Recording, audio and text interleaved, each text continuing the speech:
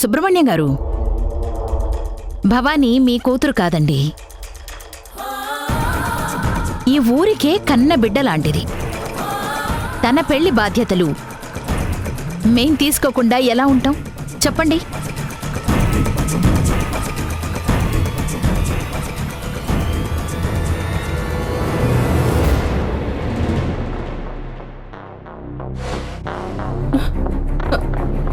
అది కాదండి. ఇంకా మీరేం మాట్లాడకండి. భవానీకి సీనుకి మా ఇంట్లో మా పిల్లలతో పాటు ఘనంగా పెళ్లి జరిపిస్తున్నాం.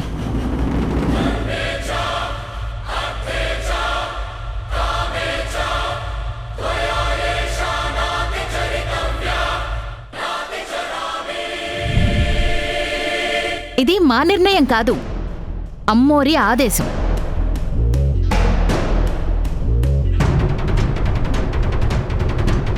ఈ ఊరందరి నిర్ణయం. ఏమంటారు? అవును అవును అవును అవును అవును అవును అవును అవును అవును అవును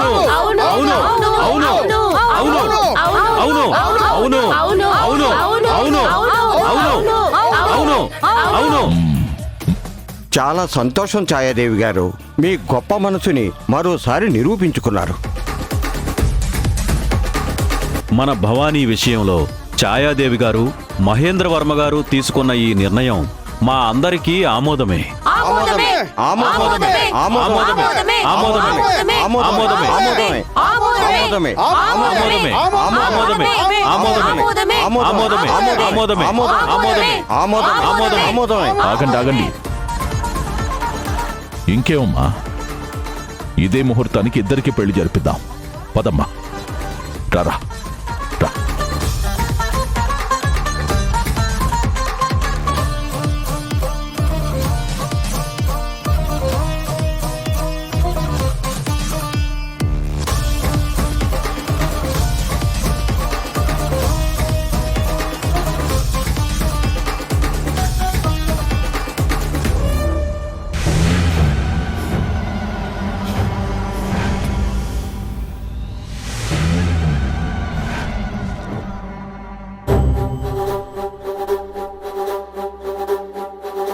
ఒరే రాహుల్, ఏంట్రా ఇదంతా?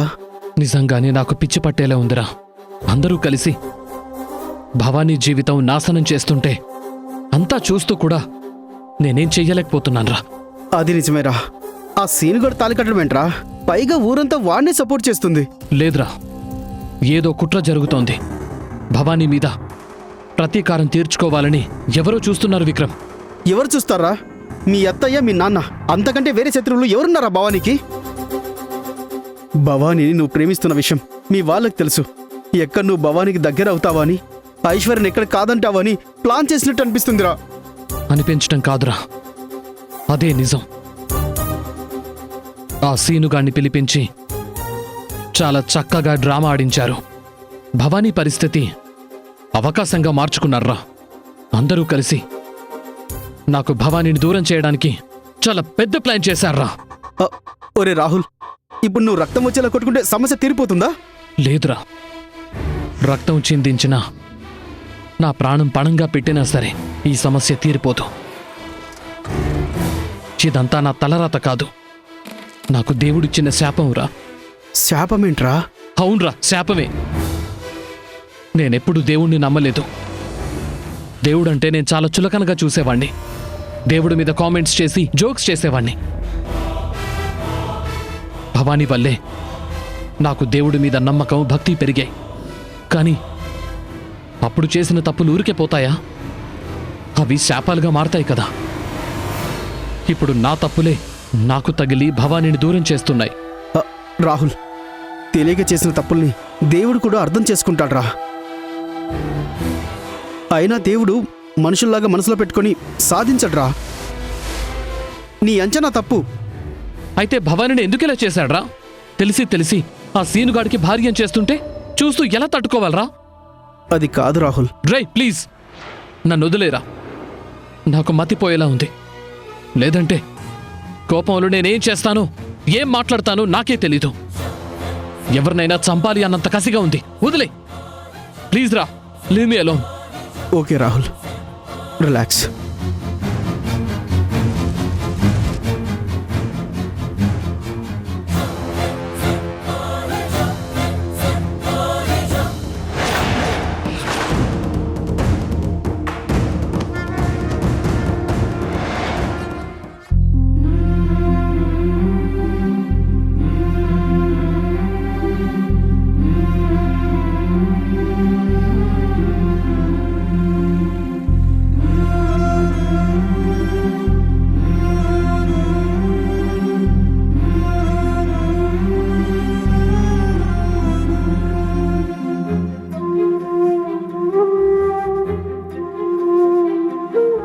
అసలేంటి నాన్న ఈ అన్యాయం?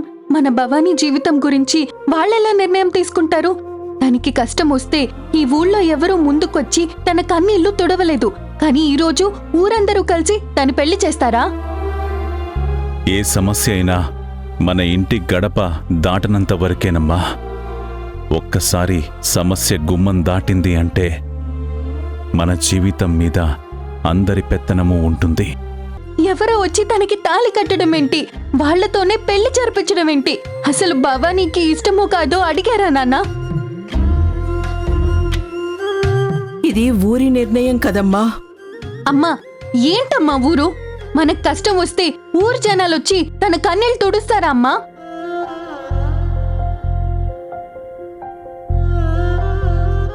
అసలు వాడు ఎవడో ఎలాంటి వాడో తెలీదు. దొంగతనంగా తాళి కట్టినందుకు చేతులు విరక్కొట్టాల్సింది పోయి వాడికే ఇచ్చి పెళ్లి చేస్తా అంటున్నారు. ఇదే న్యాయం నాన్న?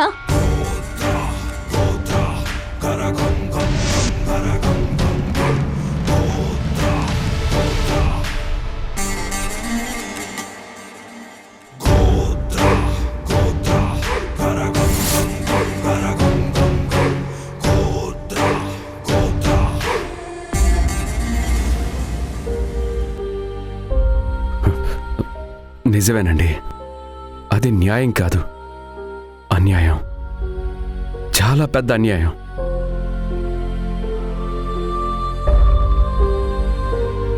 సుబ్రహ్మణ్యం గారు, నేను చేసింది మామూలు తప్పు కాదండి, మహాపాపం.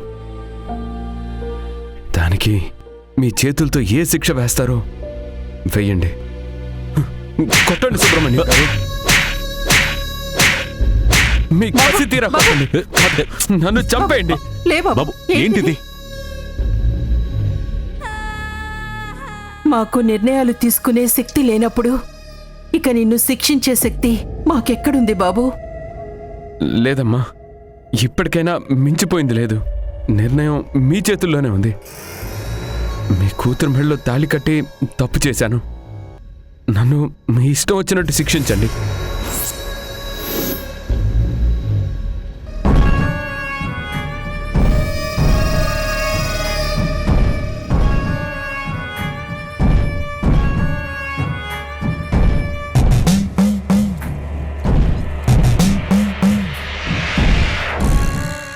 భవానీ, నువ్వైనా నన్ను కసి తీరా కొట్టు.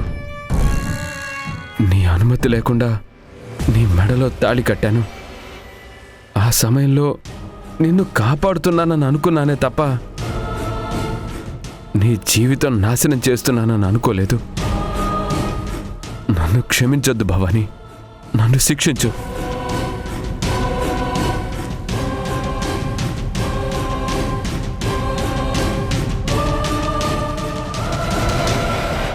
చెయ్యాల్సిందంతా చేసి ఈ ఓవర్ యాక్టింగ్ ఏంటి?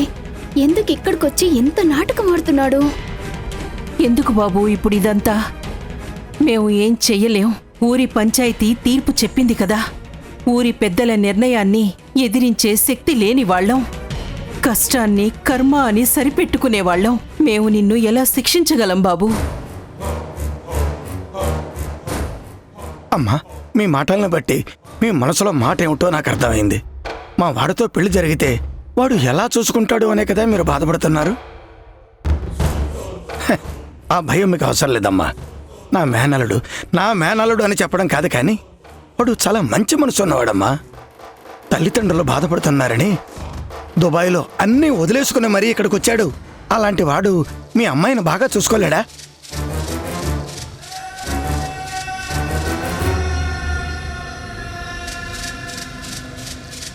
రేయ్, అలా చూస్తావేంట్రా? చెప్పు. ఏమండి, మీకు ఆ భయం లేదండి. భవానీని పువ్వుల్లో పెట్టి చూసుకుంటాను. తనకి ఏ కష్టం రానివ్వను. నా వల్ల ఏ చిన్న పొరపాటు జరిగినా నన్ను నిలువున కాల్చేయండి. ఆ,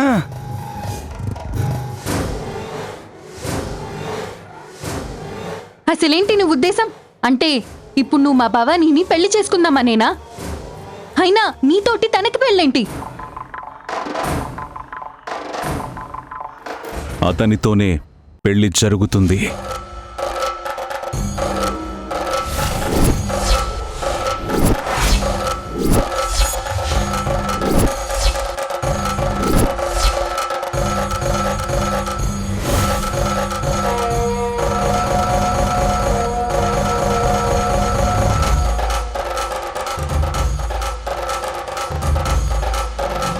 నాన్న, ఊరందరికీ అతనే తాళి కట్టాడని తెలుసు.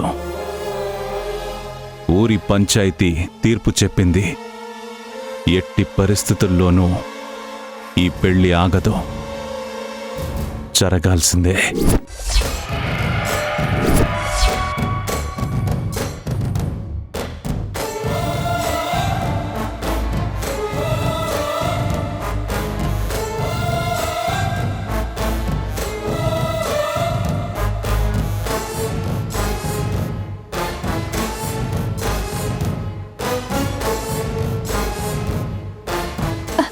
నాన్న, ఇది అన్యాయం నాన్న. పెళ్లి చేసుకునేది భవానీ నాన్న. అసలు దాని మనసులో ఏముందో ముందు తెలుసుకోండి నాన్న.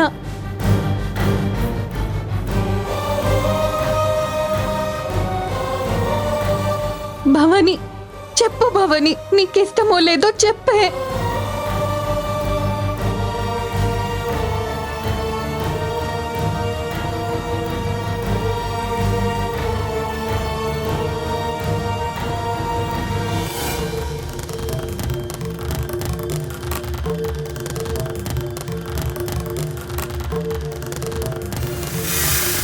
నాకు ఇష్టమే, నాకిష్టమే.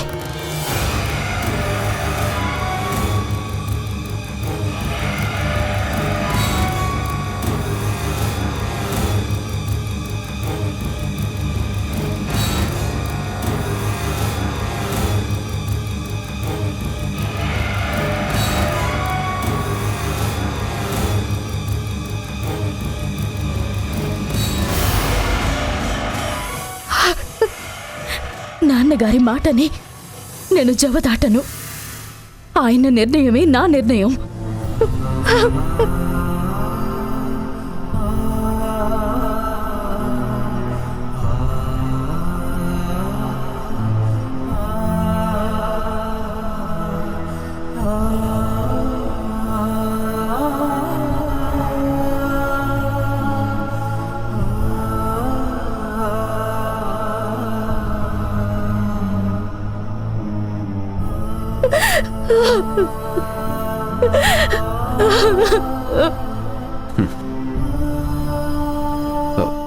సుబ్రహ్మణ్యం గారు, భవానీకి ఇష్టం లేని పని చేశానని చాలా బాధపడ్డాను. ఇప్పుడు తనే ఇష్టం అని చెప్పింది కదా, చాలా సంతోషం అండి.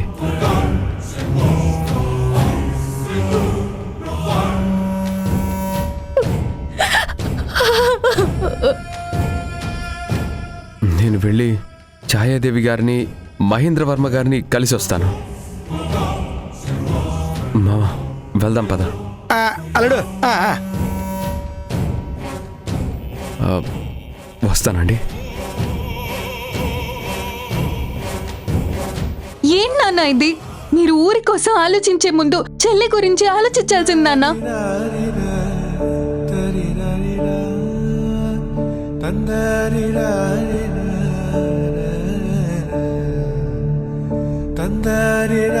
ఏవండి, భవానీ జీవితం గురించి ఎన్ని కలలు కన్నాం. తన జీవితం చివరకు ఇలా అయిపోయిందేంటండి? శ్యామల, ఇది అమ్మవారి నిర్ణయం. శ్యామల, మనం అనుకున్నది అన్నీ జరగాలని లేదు. ఆ తల్లి ఏది అనుకుంటే అదే చేస్తుంది. కానీ భవానీ భవిష్యత్తు గురించి ఆలోచించాలి కదండి. నేను విన్నంత వరకు ఆ సీనుతో ఏ సమస్య లేదు. మంచివాడనే విన్నాను. భవానీని బాగానే చూసుకుంటాడు. ఆ పైన అంతా ఆ అమ్మోరి దయ.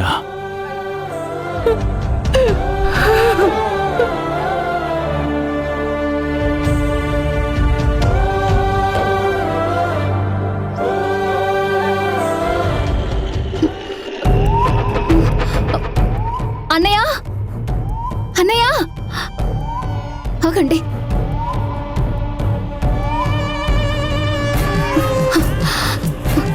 ఏంటన్నయ్య నువ్వు చేసిన పని? నువ్వు ఆ భవాని మెళ్ళు తాళి కడతావా? దాన్ని పెళ్లి చేసుకొని భార్యం చేసుకుంటావా? అసలు నీకు మతిపోయిందా? ఏంటి మామ, నీకు కూడా బుర్ర పనిచేయట్లేదా? దాన్ని అన్నయ్య ఎలా పెళ్లి చేసుకుంటాడు? అదేనమ్మా నేను అడుగుతున్నాను. మీ అన్నయ్య ఎలా పెళ్లి చేసుకుంటాడు అని నువ్వనుకున్నావు?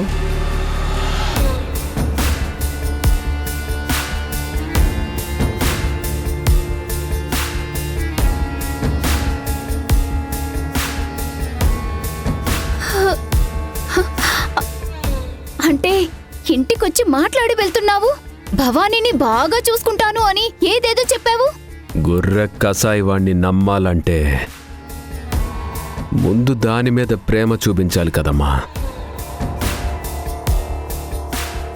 అందర్నీ నమ్మిస్తేనే కదా మోసం చేసేది. అది మోసం అయితేనే కదమ్మా నరకం అంటే ఏంటో అందరికీ అర్థమయ్యేది. అంటే ఇదంతా నాటకమా? మరి లేకపోతే నిజం అనుకున్నావా? నేనెందుకు దాని మెడలో తాళి కడతానమ్మా? మరి అంజనం? ఆ రుద్రయ్యగాడు మన మనిషే. అంజనంలో ఎవరిని చూపించాలో ముందే వాడికి చెప్పించావమ్మా.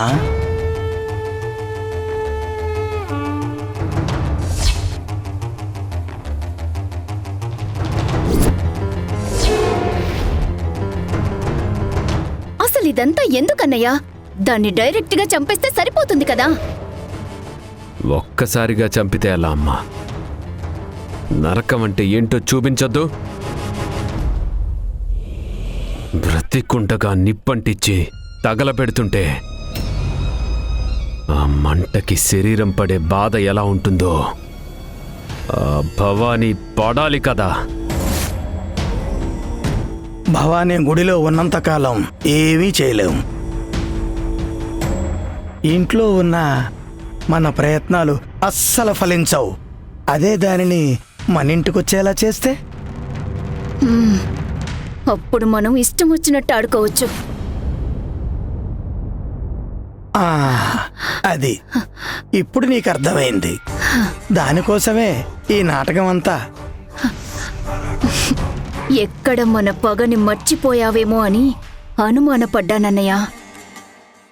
ఎలా మర్చిపోతాను?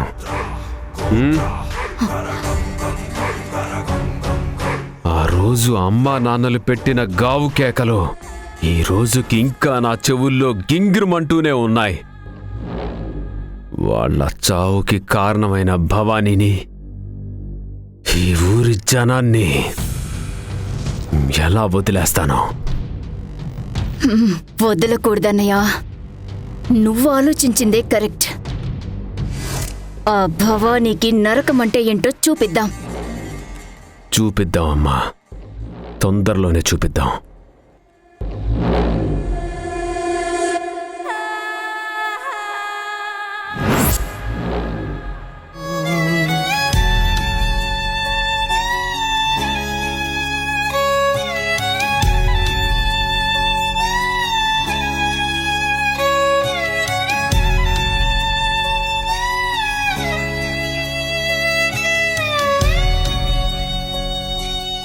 భవానీ, నువ్వు నా కళ్ళ ముందే ఉన్నావు.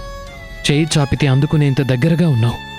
కానీ నీకు నాకు మధ్య కలవలేనంత దూరం కనిపిస్తోంది. నేను అందుకోవాల్సిన నీ చెయ్యి వేరే ఇంకెవరో అందుకుంటుంటే నా ప్రాణం పోతున్నంత బాధగా ఉంది భవానీ. వాసే ఆగిన ప్రాణం పోయినా నిన్నే చేరనీనే ఆపదేదైనా నింగే కూలిన నేలే విరిగిన కాచే కవచమల్లే నీకు నేనున్నా. లోకం ఎంతగా విషమే జల్లినా మోస్తా గరణమంతో గొంతునా. కాలం ఎంతగా వలలే వేసినా నన్నే దాటి నిన్నే చేరునా.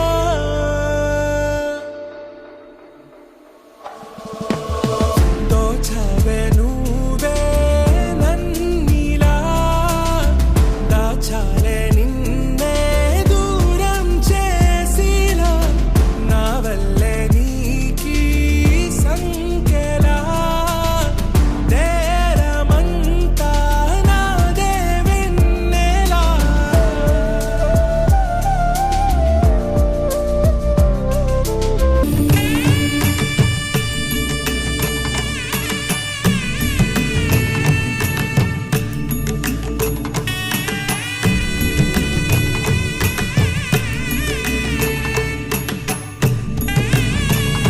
పాము పాము పాము పాము పాము